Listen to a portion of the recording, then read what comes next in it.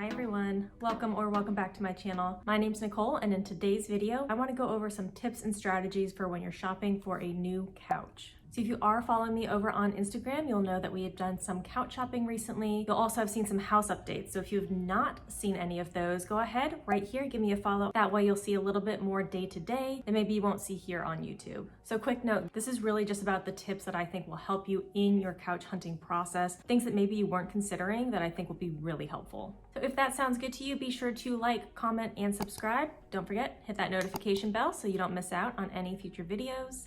Let's get going. Now, if you are following me over on Instagram, you'll know that we went shopping over the last couple weeks for a new couch. We know that our current one is going to come with us probably for basement furniture for a little bit, but we're looking to upgrade our couch a little bit. This one is several years old and it's just kind of not working out for us anymore. So we've done some shopping. We've been all over the place, several stores, Crate&Barrel, West Elm, Pottery Barn. I was initially looking at some places online like Wayfair, and through this process, I just realized there's a lot of things that I didn't really consider. I was mostly just looking at what I thought I liked, but as we actually went to the stores and learned a little bit more, there are just some things that I didn't really think about that I think would be really helpful for you. So that first thing that I did say over on Instagram was that some of the delivery dates are really far out. So I'm filming this at the very end of September 2021. This will be posted very early on in October, but we're getting quotes anywhere from the end of December all the way through March. So a lot of these things are taking 3, 4, 5, 6 months. A lot of the things online, when you kind of build your own, are showing 10 to 12 plus weeks. And then I also know of a couple of friends and family members who have been waiting on items since, March and still have not been delivered. So if you are looking at a couch, no need to panic or anything like that. Just go in with the understanding that things are taking time. So if you know you are looking for something, sooner rather than later, just to at least start that search will probably help you in the long run. I know in the past I've had to sit on my floor for quite a while, and I'm hoping really much to avoid that this time, but I guess we'll see. So the first thing to consider is how you really use your space. So personally, I know that myself and my husband, kind of where we spend our evenings before we go to bed. Our dog's usually up there with us snuggling, and it's just a place where we get to decompress, go over our days, watch a show, and just spend a little bit more time together before actually going to bed and starting the next day. So just something to keep in mind, how do you use your space? Do you use it a lot? Is it a little bit more for show? Is it somewhere that you know that you're gonna have animals, pets, dogs, kids, how much wear and tear? All of these are options you need to consider for what you're going to look for. So personally, I love the look of the 2 couches. I think it is absolutely gorgeous, either 2 couches or 2 couches plus 2 accent chairs. But in reality, that's not how we use our space. So I can love that style all day, but it's not actually going to work for us in practice. So I knew that we were looking for a sectional. It's just something that works with our lifestyle. We've had the 2 separate couches in the past, and while it looks really nice, it's just not practical for us. We like to be able to reach over and actually say hi, and it's just not possible on the 2 separate couches. So we knew we landed on a sectional, so now we just had everything else to consider. So with our sectional, I'll show a picture of our current couch right now. We went through a couple of different configurations. This was a modular couch. We did get to pick what this shape was going to look like. We had gone through a couple of different ones, and we probably should have picked something slightly different. But in the space we had before, this is kind of what worked. Now, unfortunately, it doesn't really translate to what will be our new space, which is one of the reasons that we're going to be switching out couches. So with the sectional, we were looking at that corner piece, and this was actually, it's a very small detail, but it's something that does matter quite a bit to me. You have your regular corner piece, and then you also have your wedge piece as well. So this is something that you just need to think about. I personally really like the wedge because it gives you a little bit more leg room when you are in that corner, so your legs aren't kind of sticking out awkwardly. The downside to the wedge is it does take up a little bit more space. So it's just something you need to think through for your dimensions of your room. What's really going to work? Do you have the space to allow for something like that wedge, or is the corner piece going to work a little bit better for you? Hi, editing Nicole from the future. Bonus tip. If you are looking at a modular sofa, so these are some of the quotes that we got, make sure that you build it online as well. So the sectional we were looking at did not have the exact configuration in the store that the person helping us could see. So they went through and kind of built it out of a previous sectional that was already available and just kind of threw in another piece to get us this quote. So when I was playing around with everything online later after we got home over the next couple of days, I realized that building it through their kind of modular section instead of looking at a current sectional and adding a piece. Now again, it is a modular sofa, so everything will fit together no matter what you buy. But doing it this way, it actually turned out to be less expensive the way I built it, even though it was the exact same configuration as is on here. And the real kicker was, again, I'm not sure if we want the 2 or the 3-seater on either side of the wedge, but even building out a 3-seater, so quite a bit larger than what we got here, actually ended up being cheaper using their modular view online than what we got quoted here. So always look a little bit further into it. Whoever you're working with in store might be a little bit unsure of all of the options. There are so many couches, so many configurations, so I put no blame on this person at all. But again, just something for you to look out for to make sure that you are getting everything you want at the best price. Okay, back to it. The second thing you need to think about are the cushions. Now, it seems a little bit obvious, but they make a lot of these deep cushions now, and it seems really appealing. I was very excited for this. So if you look at, Restoration Hardware's The Cloud Sofa, that has been dominating the market. It is so popular and it is gorgeous. There have been duplicates, replicas, all of that everywhere. I think just about every company does their version of the Cloud Sofa, but the Cloud Sofa is about 4 feet deep.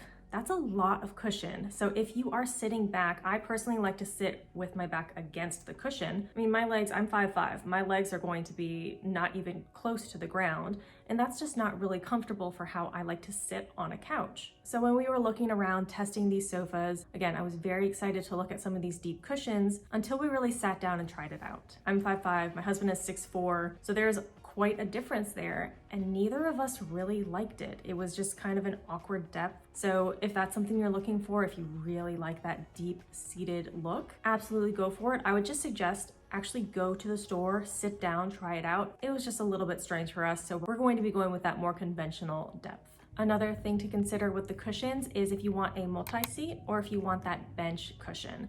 So we've always had a multi-seat cushion in the past, and I thought that's what we would go with moving forward. And now I'm kind of considering that bench seat. So there are pros and cons to each. We'll see what we end up with. Again, I'm leaning towards the bench cushion. If we do end up going that route, I'll definitely let you know what my thoughts are. So with that multi-seat, everybody kind of has their individual space. It helps with a little bit of that spacing, so people feel like they know where to sit. But then you run into the whole, you have to kind of sit in the middle of that cushion. If you go a little bit one way or the other, you have a tendency to fall into that crack. So again, that's something that we've always had in the past, and I've realized that when I do shift around, you kind of do lean into that space, and it's just not the most comfortable. It's a little bit awkward there. Now with the bench seating, you don't have that space to fall into, but then my concern is if you always sit in the middle, you're gonna start to get that kind of divot, and I don't wanna see that happen either. So you would have to be a little bit more intentional about kind of sitting in different spots so that you make sure it stays a little bit more even, which I don't think will be that big of an issue. I really don't see it being that cumbersome. I haven't tried it though, so you never know. It also kind of helps with, instead of having those set seating arrangements, it allows some more people to feel like they can sit on the couch because they're not like, oh, somebody's already on that cushion, I can't sit there. Even though it might be the same size, it just gives you that feeling that more people can sit on the couch. The third thing is going to be considering the chaise. Now, we have one right now, and I thought I was going to love it, and I gotta say, I hate it. Now, if you like it, I am not saying anything about your taste, your style, anything like that. You have to do what works for you, but I'm gonna give you my personal opinion on why I can't wait to see that piece go. So all of our cushions are loose, which is great because you can take them off, you can flip them over, you can get the vacuum under there very easily, but that also means that on the chaise section, it pushes out every time you sit on it. So every time anybody sits there, it starts coming out further, and further, and you end up sinking into the back of the cushion. Now that does two things. One, it pushes the cushion out, which is annoying. And two, that means that the back cushion, how do I explain this?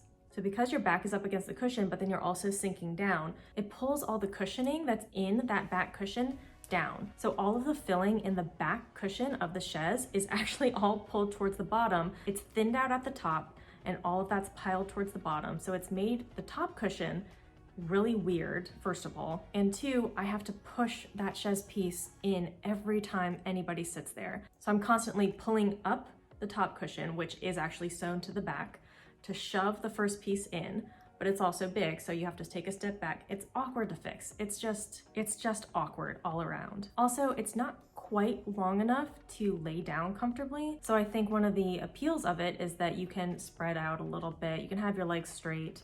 But if you scoot down any, again, I'm 5'5", and I don't find that the legroom is that comfortable. So if anybody is my height or any taller, it's just not really working out. So again, if that is a piece that you love and you think that it looks great and the functionality works for you, absolutely go ahead.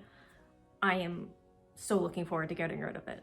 Next, we have to look at our fabric choices. I have a couple of swatches here that I'm going to talk about. So one of the big things is that I wanted to upgrade to a performance fabric. Now that is going to be a little bit more durable. Like I said, we have a dog, we have a cat who likes to sleep up there as well. We are on there every day. Our couch gets a lot of use. I think that some people have couches a little bit more with a display purpose in mind, which is totally fine. It's just not how we use our furniture. So we know it's gonna get a lot of wear and tear. So that performance fabric is something that I really was interested in. It's gonna hold up a little bit better.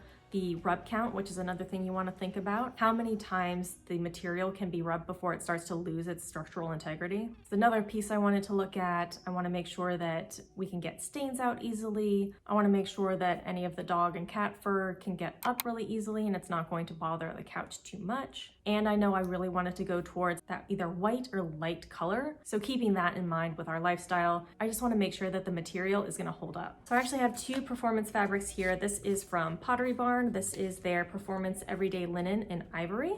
So it does look very off-white when you look at the card here versus the material. And I'll go over the color a little bit more later, but I actually did a little bit of a coffee spill test on that. I'm gonna show that video here in a second. All right, here we go. So we've got our coffee here. Oh my gosh, look at it beat up. Oh, that's so cool. We're gonna do more. All right, so there is the coffee on the fabric. Sorry, the lighting's really terrible in here. Oh my gosh.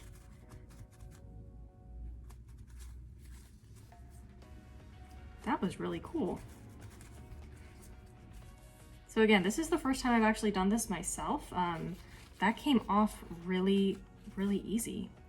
And then this is the Monet fabric in Frost from Crate&Barrel. We, again, went to a couple different places, tried out some different varieties of couches and a lot of different fabric choices. So this has a kind of, I'm not sure if you can see it.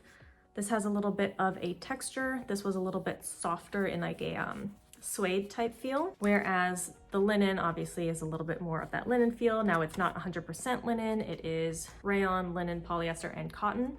So it actually is very soft. So I tested out this one with that kind of coffee test to see how the performance fabric held up. I did not play around with this one yet. If you are interested in seeing that, leave me a comment below. I'll post that test over on Instagram if it's something you're interested in. Now I think we are going to end up going with the Big Sur couch from Pottery Barn in this ivory linen. And it took a couple different visits to several different stores and several to Pottery Barn itself before we really landed on that decision. Now, the great thing about these places is you can get these swatches, you can order them online and get them sent straight to you. You can go to the store. The people there are more than happy to give you some to take home, but there's only so much you can really tell from this little piece of it. So my suggestion is really gonna be to go to the store.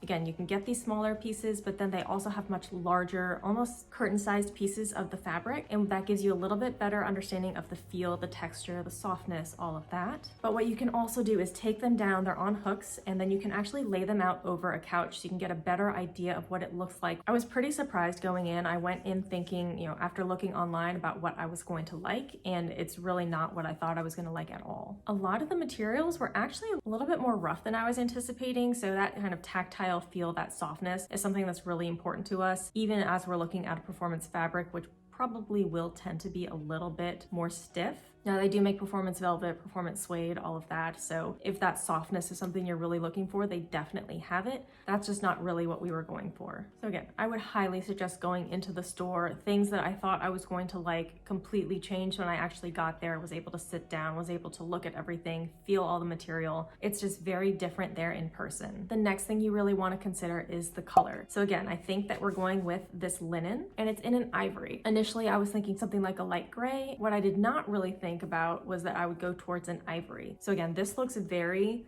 much of that off-white against the cardstock. But then I'm going to show you a picture of, it's actually a Big Sur in this everyday linen right here so that you can see what it looks like when it's fully laid out on a couch. So as you can see, it looks very, very white. Now, if I had a stark white pillow up against it, then you would start to see those differences. But as long as you have different colors on there, it looks fairly white. So I don't think that's going to be an issue at all. But color is something that's very important. Your couch is probably going to be the largest piece that is in your family room. So it kind of sets the stage for what the vibe of the room will feel like and look like. So personally, I'm a fan of having a more neutral couch. Something that, again, is a very high quality that is going to hold up over time. And then you can throw in your colors, your textures, everything else in that more accent furniture, whether that's chairs, whether that's a TV stand, a sideboard, your coffee table, your side tables, your floor lamps, any of that can really help bring in everything else over that canvas of that more neutral couch. Now, again, that's just my opinion. You've got to do what makes you happy. So just keep that in mind. The next piece is that cushion density. So I mentioned the cloud sofa from RH earlier. Now that is really well known for being luxurious, comfortable. You sit down, you sink in. It is very cloud-like. I have sat on it. It is very comfortable. That being said, it's also kind of hard to get up, which is one of the couple of reasons that I personally am not a fan of the cloud. Don't come for me. If that's your jam and that's what makes you happy, absolutely go for it. It's not for me. And that's something we can go over in a different video. But finding something that was soft enough that it's very, very comfortable immediately when you sit down onto it, but it's still firm enough that it's going to stand up over time was actually a lot more difficult than I thought. So I'll throw up here some of the pictures of different couches that we tried at crate&barrel, West Elm, Pottery Barn. And we ended up with the Big Sur, which is not one that I hadn't put too much thought into. It was definitely on the list, but it was not top of the list for a couple of different reasons. But as we went through and sat on just about every couch that these stores had to offer, we realized that the ones that we went in thinking were our front runners were just not that comfortable. So again, this goes back to point number one, where you have to think about the function of the space. And we use our couch a lot. I mean, we are on there at some point every single day. So that kind of marriage of soft and firm is something that's really, really important to us, which is again why I highly suggest go to the store, sit down, try to avoid shopping online solely if you have an easy opportunity to go sit down yourself. Now, there are places like article.com that make gorgeous sofas that you can actually test out and return. So if some places do have a good return policy, I'd be much more comfortable with that.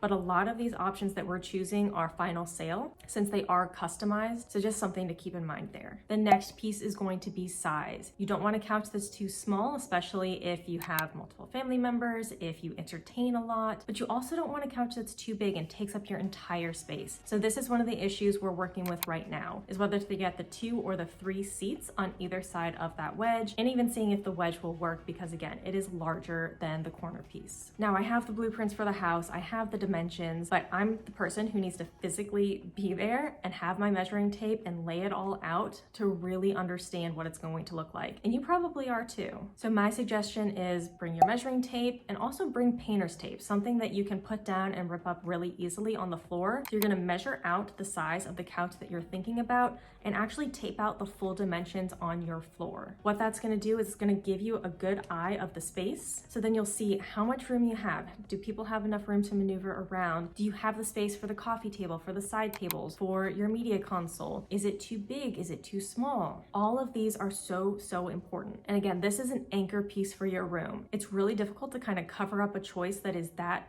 prominent in your space if it's not the right size. So take the extra time here. Again, we would love to order a couch right now because we know that by the time we move in, it still might not be ready, but we're going to wait until our first floor is completely down and at least the bones of the house are up so that I can go through and actually visualize and physically tape down the space to see what it will look like. All right, the 8th thing that we're looking at here, the arm. So all of the couches I was looking at initially had the slim arm. It's very modern, it's very in right now. I think they are so aesthetically pleasing, but it's not how I use the space. And that's just something I have to keep reminding myself and keep coming back to, and I really think you need to think about too. So personally, I like to curl up in a corner of a couch a lot of the times. I'll bring my laptop, I'll sit it on the corner of the couch, have an elbow down, and that way it's very comfortable for me to get a little bit of work done. Now with that slim arm, there's just not as much space to do that. It's something that aesthetically, again, I think is so, so nice, but it just doesn't quite work for me. Now, if you don't use a couch like that, your options are a little bit more open, so it might not be as big a deal to you.